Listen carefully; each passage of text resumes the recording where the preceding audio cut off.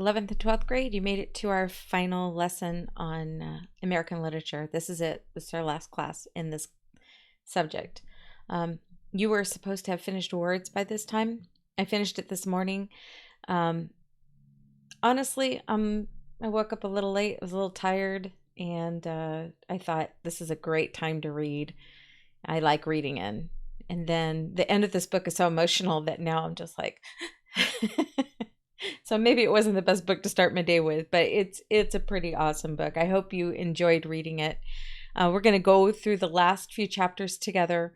Kaylee has decided that she needs to run away, despite the fact that she loves Sierra. She has decided that Sierra is superfluous. That's one of her big words. And it's a callback to the very beginning of this book when Kaylee was talking about something superfluous. It means something you don't really need. All you really need is good enough. And she meets Sierra and she says, well, Sierra isn't, she is superfluous because, you know, she's more than what Kaylee needs. Kaylee decides that she needs to run away specifically because she needs to take care of her mother. This is a perversion of the mother-daughter relationship. And perversion, I mean just reversing the roles. I don't mean anything like sexy or anything like that. I'm sorry, I should use a different word. It's a reversal of the two roles. Typically, the mother is supposed to take care of the child, and the child is to depend on the mother for that care. That is a normal relationship. The way Kaylee's relationship is with her mom, it's Kaylee is the one who has always taken care of her mother, not the other way around. And it's unfortunate, especially since this child is so young. We're talking about 11 years old at the beginning of this book. The fact that she has had to feel like she is the caretaker for so many years, while her mother is partaking in drugs, alcohol, and illicit affairs that make her incapable of taking care of a child. Now, Kaylee has a set standard that she keeps for herself. She does not want to love Sierra specifically because she thinks that that would be a betrayal of her mother, because in her mind, the mother-daughter bond should be the strongest, not the daughter-caretaker bond. Now, Kaylee is getting ready to leave, and she walks out of the house, and then she realizes she's left behind her dictionary. And this is a pivotal moment in Kaylee's life, because Kaylee starts to panic without that dictionary. There's a reason for this. It's not just a way to get Sierra to wake up, because it happens in the middle of the night. Sierra's asleep. Kaylee packs up her backpack, walks outside, gets locked out. And then when she realizes her dictionary is not in her backpack, is struggling to open the door, is pounding on the door. She doesn't care now about waking up Sierra. She has to have that dictionary, because that dictionary represents something bigger than Kaylee. It represents all of the lost words that Kaylee can't say. They're all the words in her collection. This is her consistent action. Every time she goes through a period of extreme stress, she starts to go through the words in her mental box. But she got those words in the first place from the dictionary. She got those words. That dictionary was a gift to her parents when they got married. Her father left before she was even born. But this was one of the first interactions she had with her mom, when mom would say, go get the dictionary, look up the word. It became a habit for Kaylee early on when she was still with her mom. And the way she thinks about her mom to this point has always been to give her mom a lot of grace. That mom, you know, she just had some bad days, but she'd always say, go get the dictionary, Kaylee. And the way it's written, the tone is almost like friendly, upbeat. But it's going to come out that it wasn't so. So that dictionary is everything that's held Kaylee together for all of these years. And then when she realized she doesn't have that dictionary, she falls apart because it's no longer in her grasp. So she gets back into the house. Sierra's there, opens the door for her, brings her back in. Kaylee goes, gets her dictionary, shoves it back into her backpack, but now has no strength to put it on her back because she's so bowed down with grief that she has to leave. And then is just dragging it. And she tries to get out of the house. But of course, Sierra is not going to let her leave the house. Sierra is a woman who is taking care of her in a way that Kaylee has never really been taken care of before, except for by her grandmother when her mom and her lived with the grandma. But this is really the first time Kaylee is completely and totally, utterly safe. And Sierra is not going to let her go for the simple reason that a 12-year-old doesn't belong out on the streets of San Francisco in the middle of the night. Okay, so she is pulling Kaylee away from the door. Kaylee's still very small because of her malnourishment. And Sierra starts to grab her and just basically hold her. And as Kaylee is going through this extremely stressful moment, she makes this observation that words are dropping from her head to her mouth. And this is really the first time that we're going to see this, because always before, when the words have tried to come into her mouth, they've bypassed her mouth completely, and she just hears this scream in her head. And so she says, it feels like marbles rattling against my teeth. I love that illustration. The harder I kick, the more marbles fill my mouth. I don't need you. This is what she's thinking towards Sierra at this point. I don't need you. She knows that she wants to go and take care of her mother, and she is thinking very hard at Sierra, I don't need you. And finally, there is a scream that finally emits from Kaylee. Now, Kaylee has screamed before in her sleep, but in the everyday world of these two women in the house, it has been silence on the part of Kaylee.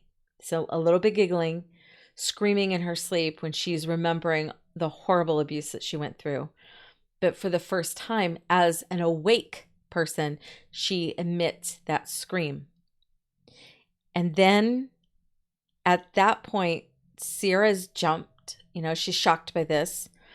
And she says, then I spit the marbles out one by one. I don't need you. I don't. For the first time, Kaylee's speaking to Sierra.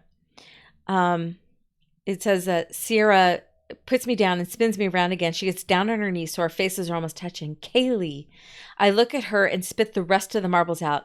Need you. You're superfluous. And she says, Kaylee, you're talking. She put her arms around me and hugs me tight. Oh, little one, you're talking. You're talking. I'm as surprised as she is. Kaylee doesn't expect all this to just suddenly come out of her mouth. And then the words hit Sierra in the very next chapter. Sierra says, and then, I heard her speak, and I'm so excited to hear her speak. And then I hear what she said. Those words are important. You're superfluous. What she doesn't know is at the end of the previous chapter, right after Kaylee is speaking for the first time, Kaylee thinks to herself, she's not superfluous. She's Sierra. So what Kaylee is speaking isn't even true, but she doesn't recognize it as a lie when it comes out. Now, I'm sorry, I'm book nerd, you know this. At the very beginning of chapter 52, I love the way the author writes down this first paragraph, and it's just so beautifully written. I'm going to read it out loud. Here we go. Her voice comes to me in colors. Remember, Sierra's an artist. I see hues of umber and pumpkin and the vibrant gold of fall aspens, rich, warm colors.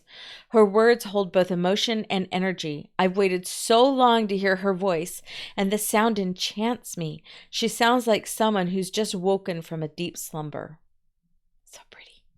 Then the words themselves hit me. I pull it back from her so I can see her face again. Wait, what did you say? You don't...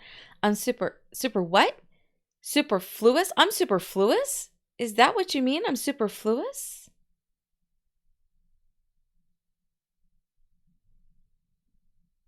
It hit Sierra. I'm not necessary to this girl. And she specifically asked Kaylee, is that really what you meant to say? And Kaylee nods, even though Kaylee doesn't believe that at all. And she says, then I look into her eyes.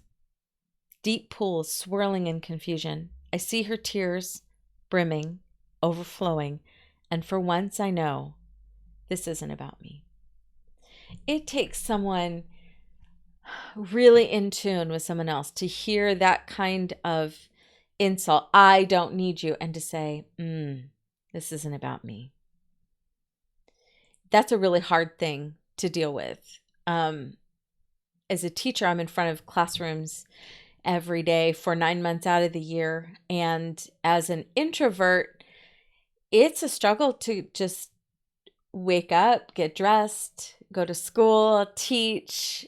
I just kind of have to put a lot of my emotions on hold, and go and do my job so I can come home and just relax and kind of melt all that away. Okay, there's a lot of stress. If you've met other people who are more introverted or have had a past of having agoraphobia, I have a little bit of that pretty early on in my marriage and in my children's younger years. It's hard just to get up and go do what you're expected to do, but you do it because you're an adult, dad burn it, and you've got things that you've got to finish. But one of the reasons it's hard for people who are introverts and people who have agoraphobia, or depression, or any of these issues, one of the big issues is the fact that we're a little fearful of people being unkind. So for me, I just kind of shut down, and I try not to get too involved in people's lives because there's a fear there.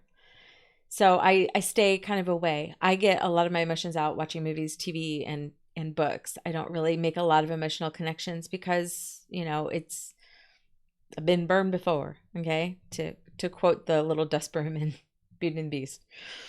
But for Sierra to hear this kind of accusation from Kaylee, who she has been, watching over and caring for, and to be able to compartmentalize it, this isn't about me, that shows so much strength. That's the kind of strength that I want to have.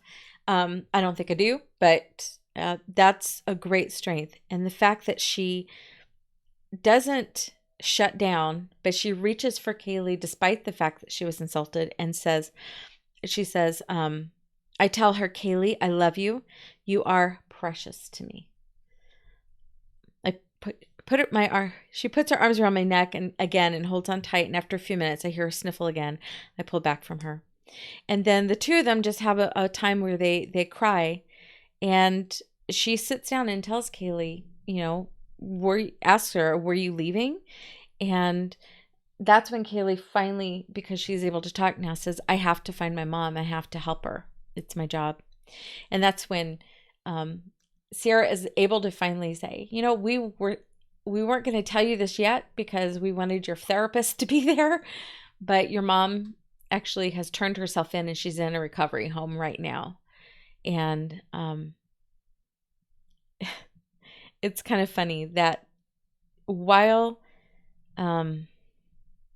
she's having this conversation with Sierra, she interrupts Sierra, and Sierra's just like so loving the fact that this little girl can talk that she's excited about being interrupted. And Kaylee says, it doesn't matter if she loves me. She needs me. I have to take care of her. Okay? And that's when she finally tells her. Okay, so we get to chapter 53, which is awesome. And we've got Kaylee trying to think about, do I talk or not? What do I have to say? She misses her appointment that day.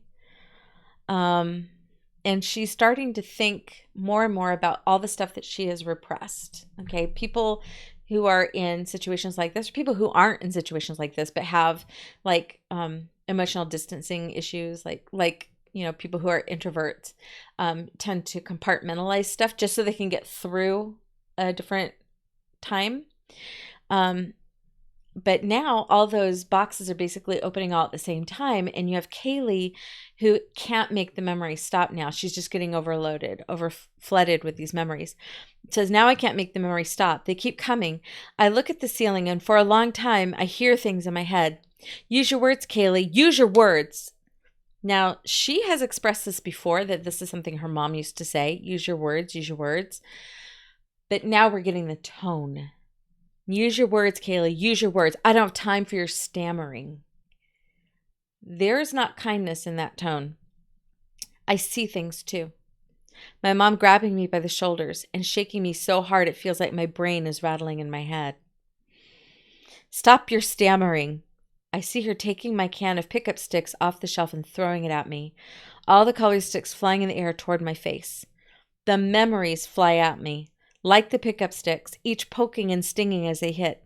I close my eyes and cover my ears. I went to shove the sticks back in the can. I want the memories to go back to wherever they were before I talked out loud. With my eyes closed, I see him. And I hear my mom. I told you to keep your hands off her, you pervert. Don't you touch her again.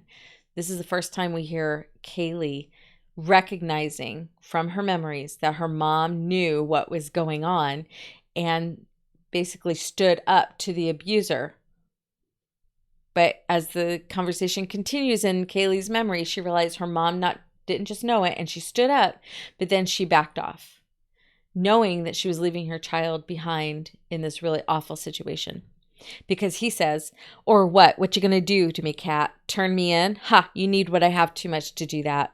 I mean it, Jack. Don't touch her. And then she looked at me. So Kaylee's seeing her mom's face looking at her.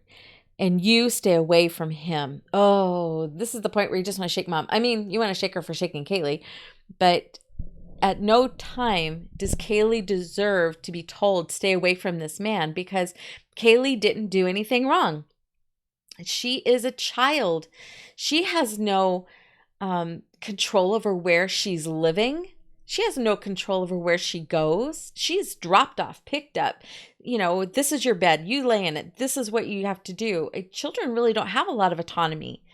And so the fact that her mom would say, and don't you get near him, okay? Like she was somehow part and parcel in this abuse. Like she was part of it. That's not true. And then that was it. That's all she ever said. I did try to stay away from him. I did. But he always found me.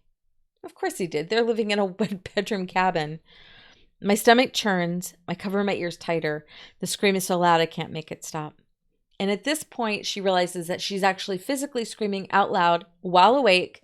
And at that point, we have Sierra come in.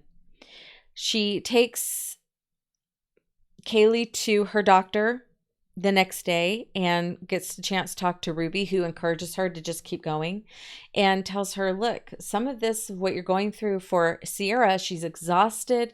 She's not really feeling good. And she says, well, it's like you have a newborn. You're not sleeping through the night. You have to get up constantly. You have to be on constant guard with Kaylee to make sure she doesn't run away, to make sure all of her needs are being taken care of. So give yourself a little bit of a break and just start resting in what the Lord is having you do. Okay. He put you two together. You just need to rest in him. So when she picks up Kaylee, she notices that they're outside waiting for them. Kaylee has cut the therapy session short and she is mad. You can see it on her face. She is pretty ticked off. And so Sierra says to Dr. Beth as Kaylee's getting in the car, not an easy session. And Beth says, not an easy session, but it was good in the sense that I think we're nearing a breakthrough. Although if not, I fear Kaylee may break down. You can't keep all that stuff compartmentalized and bottled up for too long because eventually it will come out. It really will. My shoulders droop as we follow several paces behind Kaylee toward the Jeep. What do you mean? Sarah, Kaylee's emotional state is a tornado-like right now. You know, you've seen it. She is a massive churning negative energy, and that negativity is leaving a wake of destruction. You've told me she's not sleeping or eating well. She's angry. She needs a Snickers. No, I'm kidding. Frustrated, and from all I can see, depressed. So they give her an antidepressant to fill out, or a prescription to fill out. In chapter 55, Sierra talks about Kaylee's screams breaking her out of sleep again. And at this point, Kaylee is awake, waking up from a deep sleep, screaming, and yet not necessarily present. And she starts praying over Kaylee. She says, Jesus, please. My tears mingle with hers as I press my cheek against hers. Her fingers dig into me, clutching, clawing. She's grabbing onto Sierra. Her eyes are open. What she sees is not in this room. Darkness has her in its grip and fights to take her from me. Take her away from me, from life, from God. Anger sparks and flames. No. I cup her face tender but firm. No, you won't win. Leave her alone. So we have Sierra like right in Kaylee's face, like, no, you leave her alone. But she's not talking to Kaylee. She's talking to the darkness. She's talking to the Satan's hold on poor Kaylee's memories and saying, no, you're not going to take this little girl away from me. She belongs to me. She belongs to God. You're going to get out of here. And not too long after that, Kaylee goes back to sleep, and Sierra is finding herself wondering what exactly happened to this little girl. She has an idea. She has a pretty good idea what happened to her, but she doesn't really know. And at that point, she feels like God is asking her, are you sure you want to know? She's like, yeah, I need to know. And that's where all of that training growing up in a household where people read the Bible, where you had mom and dad who were Bible-believing Christians and depended on the Word of God to live their lives as an anchor for their lives. Going into the Bible and researching what she needs to do to help Kaylee get free from this darkness. And she turns to John 8:32. Then you will know the truth, and the truth will set you free. Then you will know the truth. What does that mean? I keep reading and then I see it. So if the Son sets you free, you will be free indeed. I lean back in my chair. Jesus is the truth, I whisper my question, but before it's out of my mouth, I know the answer. And there in the middle of another sleepless night, God shows me the truth, his Son, Jesus. When we know the truth, Jesus, then he will set us free. All this time, I thought telling the truth would set Kaylee free, but that's not it. That's not even close. It's more. It's so much more. So she recognizes that Kaylee just speaking the truth of what happened to her is not going to be, I spoke the truth and now my life is 100% better. No, she is going to have to learn to depend on Christ to bring her through this. And this is a little girl who doesn't really know that yet. She doesn't know who Jesus is yet. She doesn't know that Jesus is God and that he has control over the whole universe and he cares for her, this little speck of a person in the universe.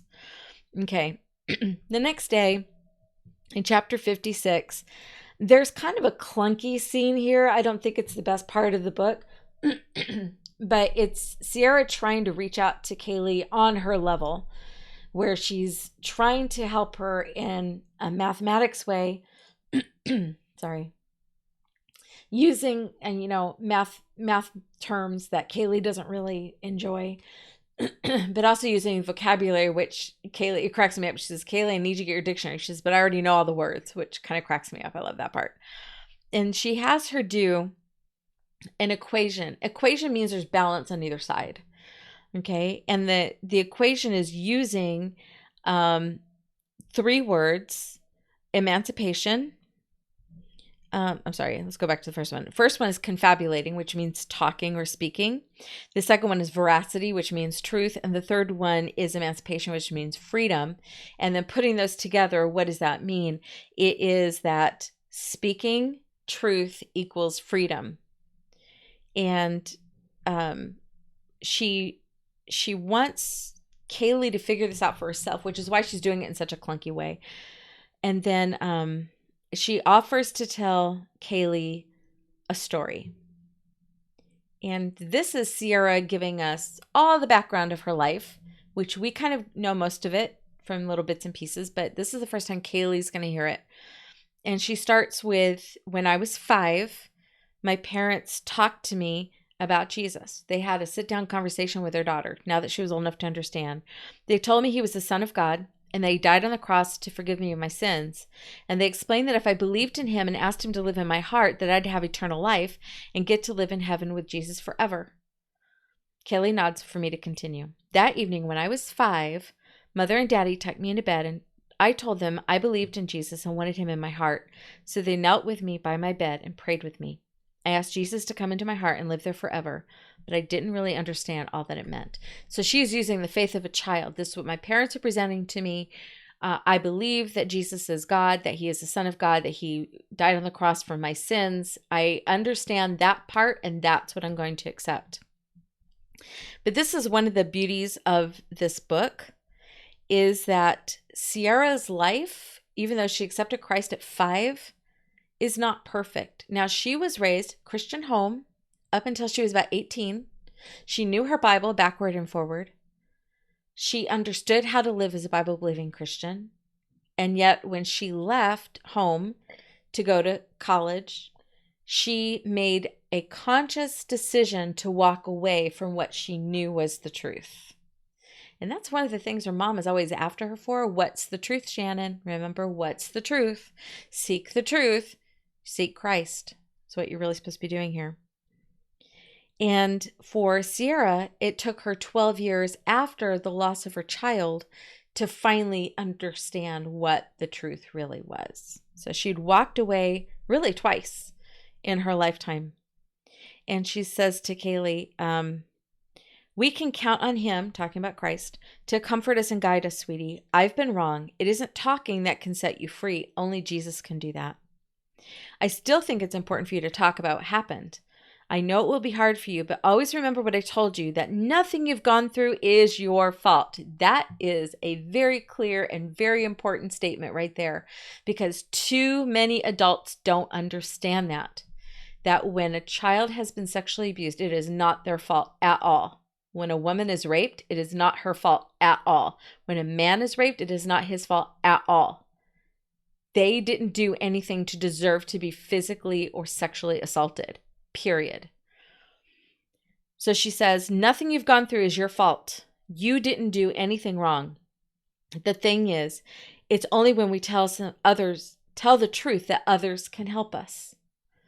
Okay? And at that point, she starts talking about the fact that her roommate, Ruby, who is her best friend, told on her. And she told the truth. And Kaylee, when she first hears this, she's like, oh, that was kind of mean. She says, no, it wasn't mean. It wasn't mean. It was helpful. Okay. So I'm going to try and find that part. Okay. She says, I was using drugs when I got pregnant with Annie. Ruby and I were roommates then. And Ruby tried to get me to stop taking drugs, but I wouldn't. I wouldn't listen to her. I just wanted to do what I was doing. The drugs had a hold on me. Finally, when Ruby figured out I was pregnant, she threatened me. Kaylee's eyes widened at that. Threatened you? I nod. Not with a gun or a knife, but with truth. She told me I'd kill my baby if I didn't stop. She hurled the words across the apartment at me and told me that someday I'd probably kill myself too.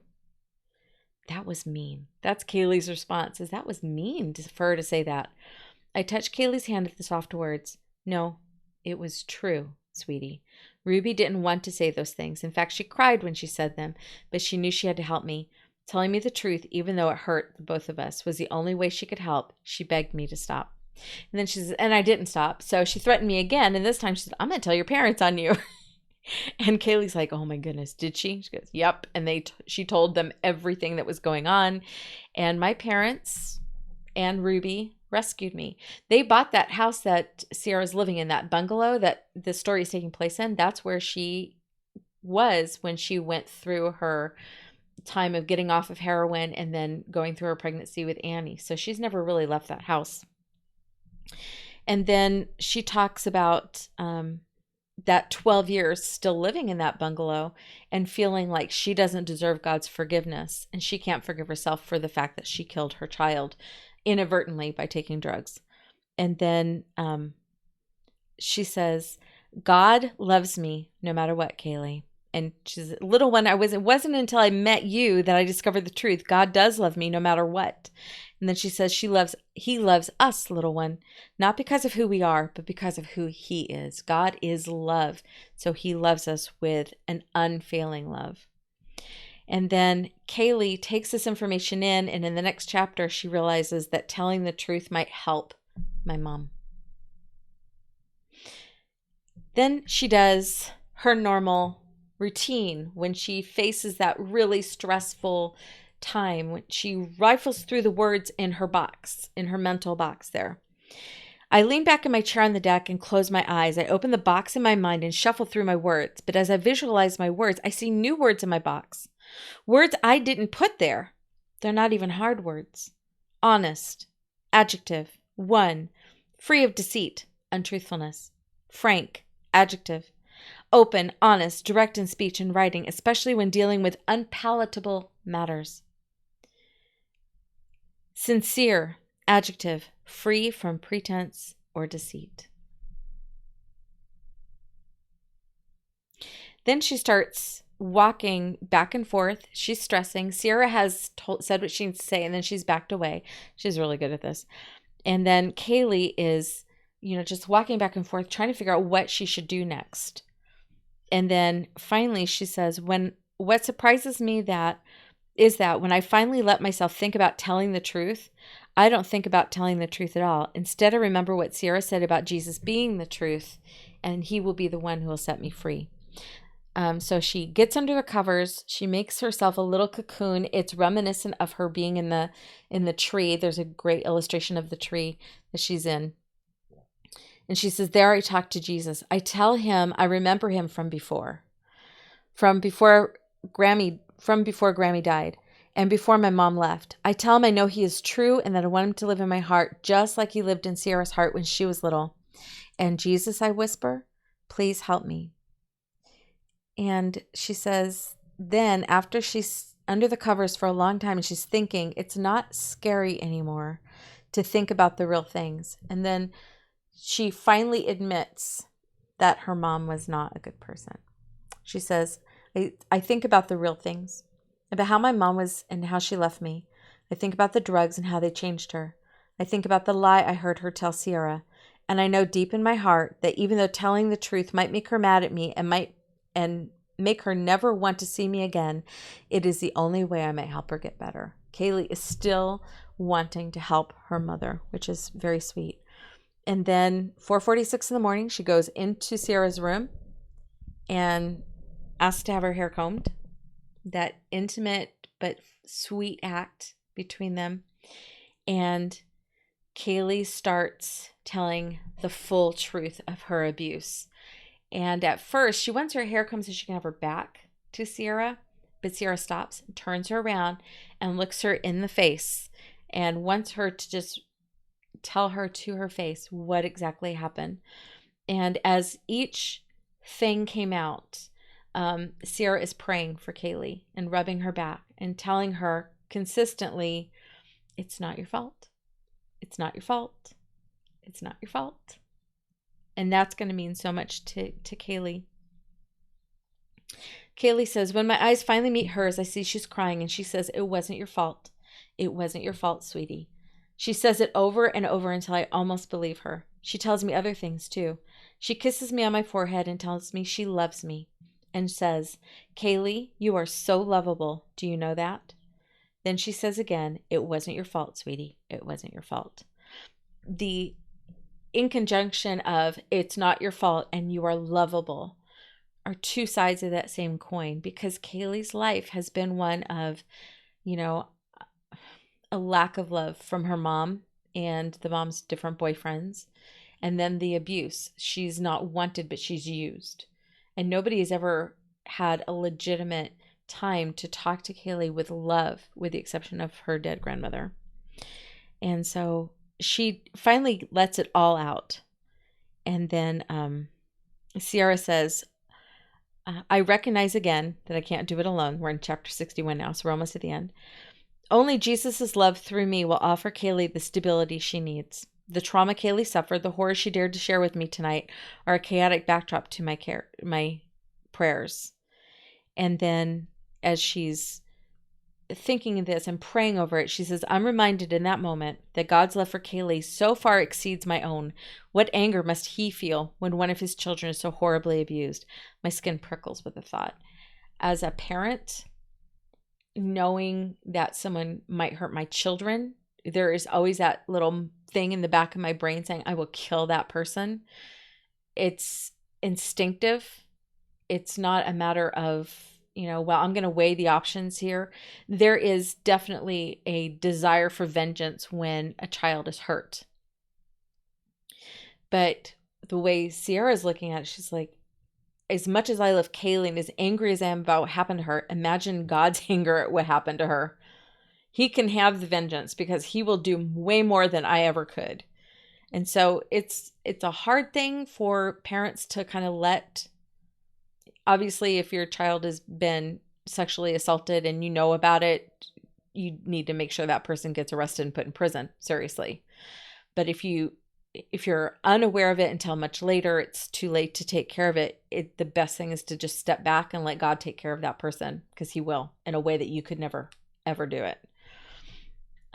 She says, I want revenge, vindication for Kaylee, yet God says vindication is his. Instead, I must leave it all in his hands. Okay, and then we get her talking about Pete, which in the past, when we've done this book together in classes, I've had students who have either been, yay, they got together, and then people who are like, oh, why did they put a romance in this? So it's up to you to decide how you feel about that. I don't really think it was absolutely necessary for, a big romance, but if you think about it, it doesn't really happen to the end of the book. So we're not getting like buried under romance.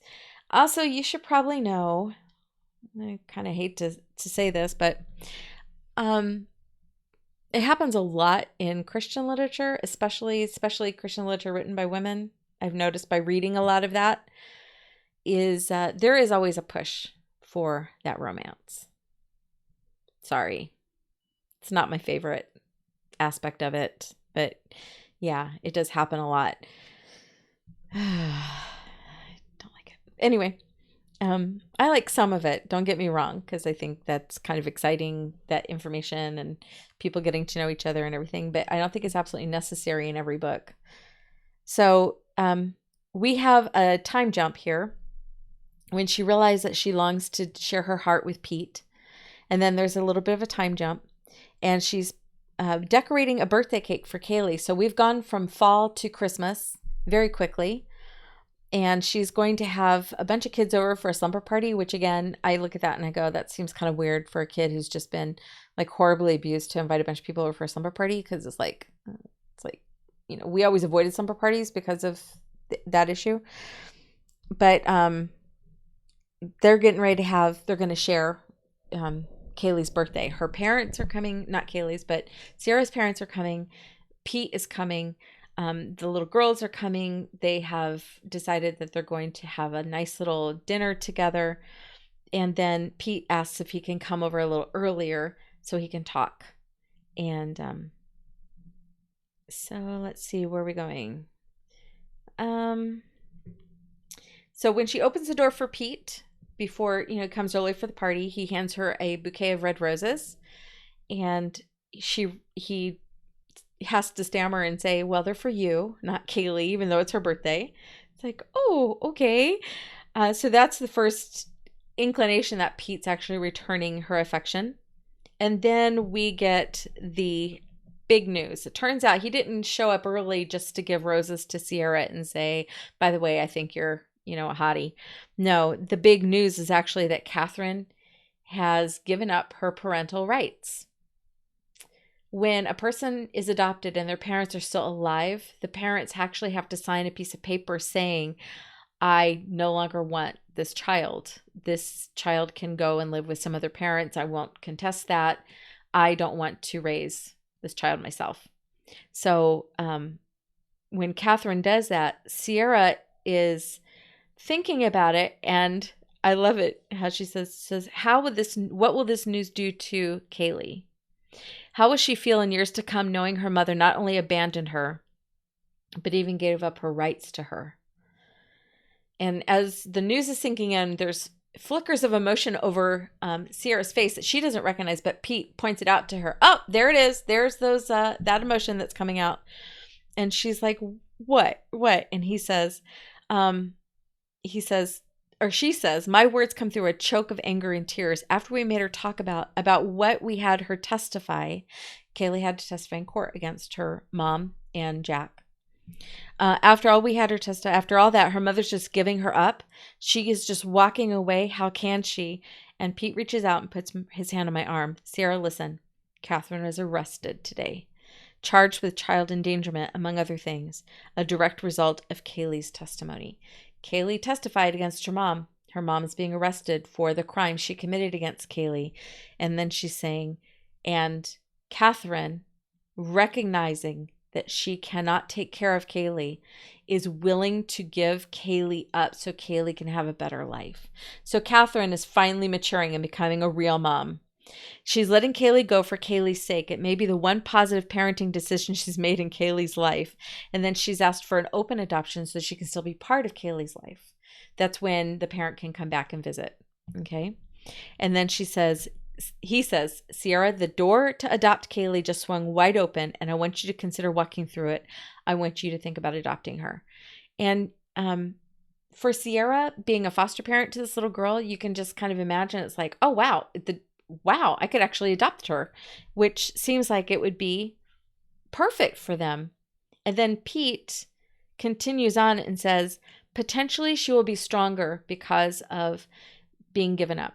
Okay. Because adversity, brokenness, and suffering, these things strengthen us if we allow them to, and they make our hearts tender towards those who suffer, which is exactly where he's coming from. He was abused as a boy, and now he's helping children who have been abused. So she's pretty excited. And then he drops the bomb, the second bomb, and says, and by the way, I am starting my own practice, so I will no longer be your caseworker. And she's like, oh, well, that kind of stinks, because she really liked having him as a caseworker. And then he says, well, I like someone I work with, and that can't happen. I can't be the caseworker for someone I have affection for. And then he kind of reveals, hey, it's you. I think you're, really cute. I like you. I'm in love with you. And that's the extent of that romantic part of the book. It's not the most elegant romantic written part, but he says, it's something I've thought about for a couple of years, actually. I want to begin my own practice to hang up my shingle, as they say. And I guess I finally found a good reason to make the change. She asked him what would motivate a change like that. A woman, of course. He said, I think I finally found the right one, but there's a conflict of interest. She's someone I work with. And then he says, it's you, Sierra. You're the one. And she says, oh, oh, okay. So we have it kind of wrapping up at the very end, and we have a happy ending. Kaylee is up for adoption. Sierra is looking forward to adopting her. Pete is going to have a relationship with Sierra. And Sierra says, I look around my table and I see a family circle. This is a callback to when she was researching redwood trees and how they grow in a circle around the tree. My family circle, our roots are intertwined, supporting one another. Whatever comes in the days, weeks, years ahead, none of us stands alone. We are connected, living and thriving together. And then she talks about how Christ has used her to save Kaylee, and he used Kaylee to save her. Kaylee gets the last word. Of course she should. It's her story. Sierra's too. But she says, I've put new words in my box this year, words like truth and sacrifice and grace. Grace is something you don't deserve. Or like going to see my mom in jail and hearing her say, even after I told her the truth, I love you, Kaylee. I'm so sorry. So her mom got to apologize to her. And then she talks about sacrifice. I had to tell the truth about my mom and about him. She never says his name. The truth was a sacrifice because it meant I had to let go of my mom, at least for now. But I did it because she needed my help, and it was the only way to help her. And then she talks about what love is. And she says there's two definitions of love. You've got profoundly tender, passionate affection for another person. And she says that's like, Sierra and Pete. Kaylee, for the first time, is seeing a romantic relationship that is right. That's mind-boggling. She's gone through this life so far and has never seen a healthy romantic relationship. And now she's seeing one playing out in front of her, and she's liking it. And then the second one, second definition, a feeling of warm personal attachment or deep affection as for a parent, child, or friend. That's like me and Sierra. And then the very end, which is fantastic. It says, love is just a word until you put actions to it. The actions make the word true. It's John 1:1. In the beginning was the Word, and the Word was with God, and the Word was God. Pete finally explained that verse to me. Jesus is the Word, the most important word. She said, and then she talks about, for God so loved the world, he gave his only begotten Son. He gave his word. I used to collect words because I thought they could protect me. And they did in a way. They gave me something to focus on so I didn't have to focus on what was happening to me. That's that compartmentalization there. I see now that my box of words in my mind was a gift from God, wrapped in a pretty flowered paper, meant to comfort me when things were hard. The words couldn't save me. The words were superfluous. Only the Word could save me and set me free. And he did. Great ending to a really great book. But it's not over, because in the Dear Reader section, which you had to read in order to do the homework, we discover that Ginny Weintraub is using her personal experience of being molested when she was a child to get this information into the book. She's using that as her inspiration. She talks about a quarter of women, 1 in 4 women are sexually abused in their lifetime. There is also a pretty high percentage of boys who are molested in their lifetime. And she talks about wanting to present this as words as a redemptive work of the Word, Jesus Christ. Sierra represents each of us. She's a sinner in need of salvation. And then in words, Christ redeems Sierra's pain, the loss of her baby, the shame of her drug use, by bringing Kaylee into her life. And then she says, Christ is also redeeming the pain of my past. I, like Kaylee, found comfort in words as a child. As soon as I could read, I escaped the pain of abuse by losing myself in stories. I had no idea then that God would one day use my written stories for his glory, or the pain I suffered to help him comfort others. And that's exactly what she has done with this book.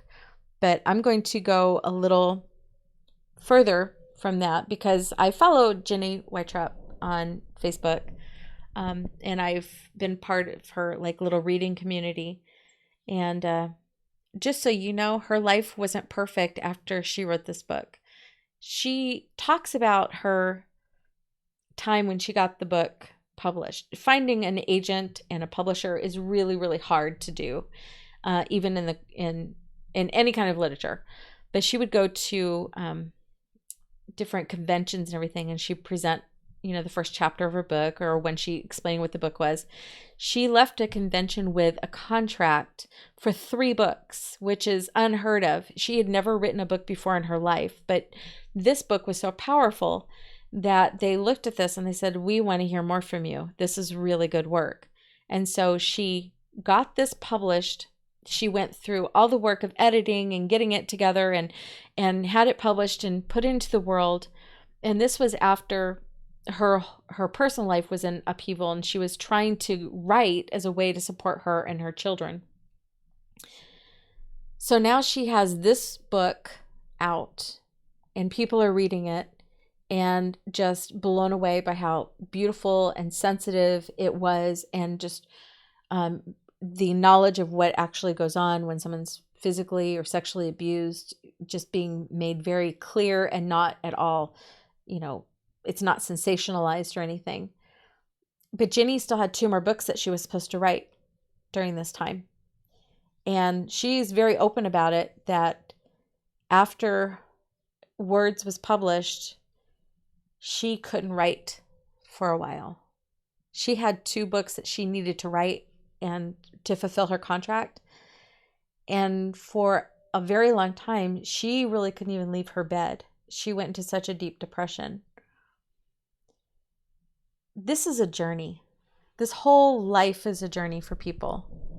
And for Ginny Weintraub to be able to share this very intimate part of her life, put it on paper, and ship it out to the world so that we could all appreciate it and embrace her spiritually.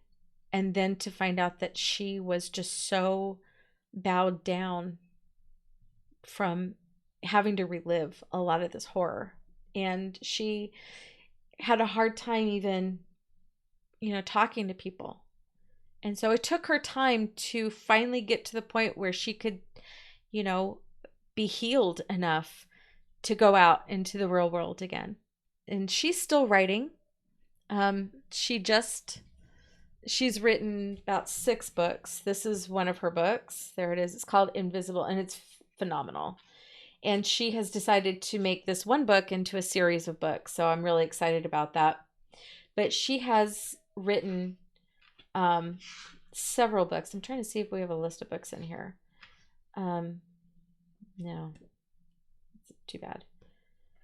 I think this is the second book, that's why. But she's written multiple books. So if you like the style of words, you'd probably like this one too. This one actually has slightly more humor to it. But she's written this one. She wrote one that I picked up and started reading, and it was so complex. And I'm like, I wasn't really sure where she was going with it. I had to stop reading it and read her source material first. She was quoting in like the beginning of every chapter. She was quoting a woman who wrote a book called A Short Method of Prayer, and she was quoting that. And so I read the woman's autobiography. I read A Short Method of Prayer. Mind-blowing book. This woman was amazing. And then I went back and I read Jenny's novel, and it was just such high literature. I'm like, I had to do homework to do that novel. And she's like, wow. Okay, so if you liked words, do me a huge favor, please let her know, because a lot of writers, they spend the majority of their time alone, and they're okay with that. But right now she's writing a new book, and sometimes she gets a little frustrated because you have writer's block and procrastination. But it would really be helpful if you could let her know that you read her book and you appreciate it. So you can look her up on Facebook. It's her name, Jenny Weintraub. Look her up and send her a quick message on Facebook and let her know that you really appreciate her writing and that you read it for school, because she knows that I teach it in my class. And I think she's kind of surprised that her book would be chosen for an American literature class, but I really think it's one of the best Christian novels out there today. Okay, that's it. We are done. We have finished. We've read a lot this year. I don't know if you guys are aware of how much you've read in the last 9 months, not just all the short stories and the poetry and everything else that we've gone through. We've gone all the way from American Indian authors and stories all the way through to today with Jenny Weintraub. That book is like 7 years old. I mean, it's not that old, but we've really come a long way. And think about the books you've read this year. You read The Scarlet Letter. It's amazing. You read Uncle Tom's Cabin. That's a huge book. You read The Great Gatsby, which people are still arguing about today. And then you read Words. You've had a long, wonderful journey in American literature. I'm glad I was able to take it with you. And I just want to say God bless you in your future and in everything that you plan to do as you follow him.